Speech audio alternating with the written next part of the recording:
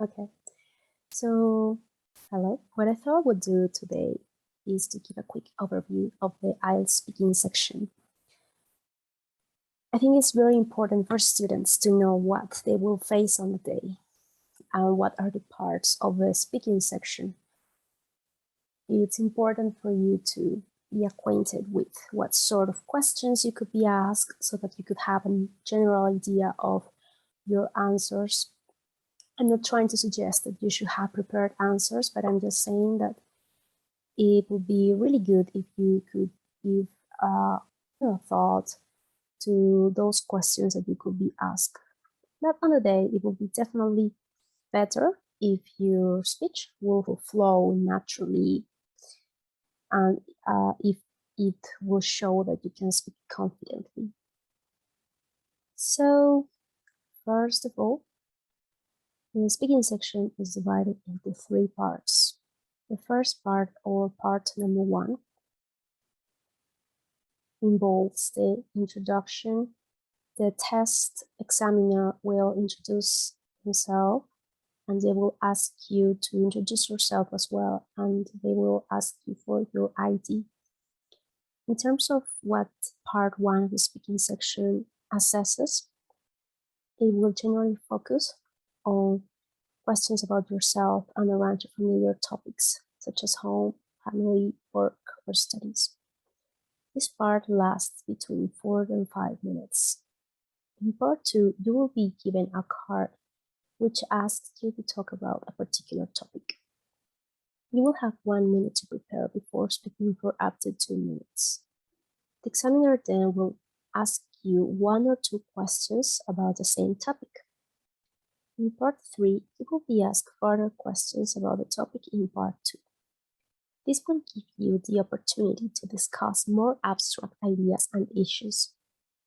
This part of the test lasts between 4 and 5 minutes. Every part of the test is recorded. Also, you should know that each part fulfills a specific function in terms of which task the student is asked to fulfill, their input and test taker's output.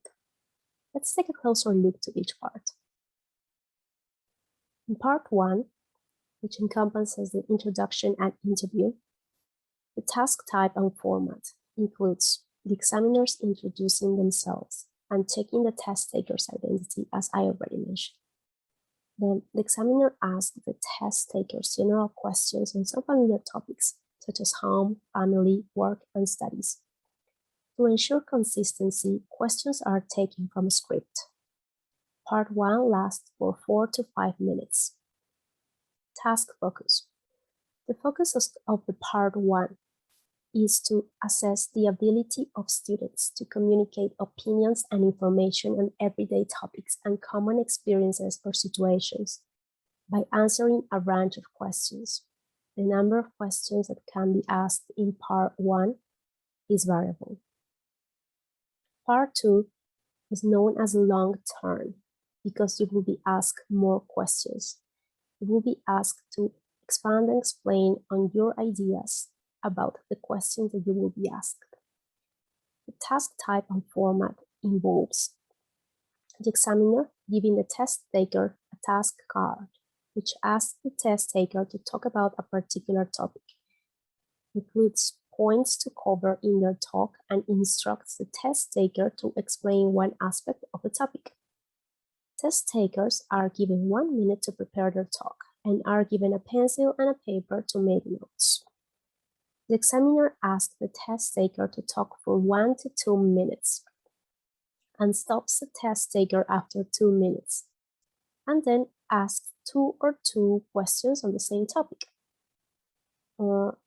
Actually, it should be they ask 1 or 2 questions about the same topic.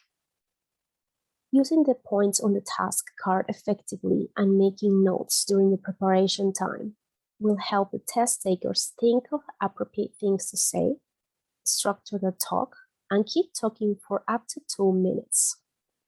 Part 2 lasts between 3 to 4 minutes, including the preparation time. The focus of the task is to assess the ability to speak at length on a given topic without further prompts from the examiner, using appropriate language and organizing ideas coherently. It is likely that the test takers will need to draw on their own experience to complete the long term. Again, the number of questions is variable. That means that you could be asked 2 or 3 questions about a topic in particular. Part number 3 is a discussion part. The task type and format includes the examiner and the test takers discussing issues related to the topic in part 2 in a more general and abstract way, and where appropriate, in greater depth. Part 3 lasts between 4 and 5 minutes. The task focus is to assess the test taker's ability to express and justify opinions, and to analyze, discuss, and speculate about social issues. The number of questions is variable. Now, you should know what are the criteria of assessment. What are the test takers trying to assess when they listen to you speaking? If you know what are the criteria of assessment, it will be easier for you to fulfill those criteria successfully. The first criterion is fluency and coherence. The criterion of fluency is basically about speaking continuously and naturally. This can be achieved by avoiding hesitation during speech in order to speak fluently. The second criteria is coherence. Coherence means making your speech follow a logical sequence. This can be achieved through speaking in chronological order if you're telling a story, or using linking words such as connectors if you're discussing a topic or giving an opinion. In further detail, fluency and coherence refer to the ability to talk with continuity, rate and effort, and to link ideas and language together to form connected speech. The key indicators of fluency are speech rate and speech continuity. The key indicators of coherence are logical sequencing of sentences. This refers to whether your speech follows a logical sequence or not. The second criterion is marking of stages in a discussion, narration, or arguments. This refers to distinguishing clearly when your narration started and concluded, as well as being able to make pauses. The third criterion is the use of cohesive devices, such as connectors, for example, however, after, pronouns, such as she, us, etc., and conjunctions, such as for, and, more, within and between sentences. The second criterion of assessment is your lexical resource. This criterion refers to the range of vocabulary used and the precision with which meanings and attitudes can be expressed. The key indicators for this criterion are the variety of words used, how adequate and appropriate are the words used, and the student's ability to circumlocute, which basically means getting around a vocabulary gap by using different words. If you don't know the word for a certain object, are you able to use a different word? Are you able to describe the object? The third criterion of assessment is grammatical range and accuracy. This refers to the range and the accurate and appropriate use of a test taker's grammatical resource. The key indicators of grammatical range are the length and complexity of the spoken sentences, the appropriate use of subordinate clauses. For instance, although I cleaned the house, it was again dirty the next day. And the third criterion of assessment in terms of grammatical range and accuracy is the range of sentences structures, especially to move elements around for information focus. Furthermore, there are different criteria for the indicator of grammatical accuracy. How accurate is the grammar you're using when you're constructing sentences? The key indicators are the number of grammatical errors in a given amount of speech, as well as the communicative effect of error. That means, basically, the error you have during your speech decrease the comprehensibility of what you were saying.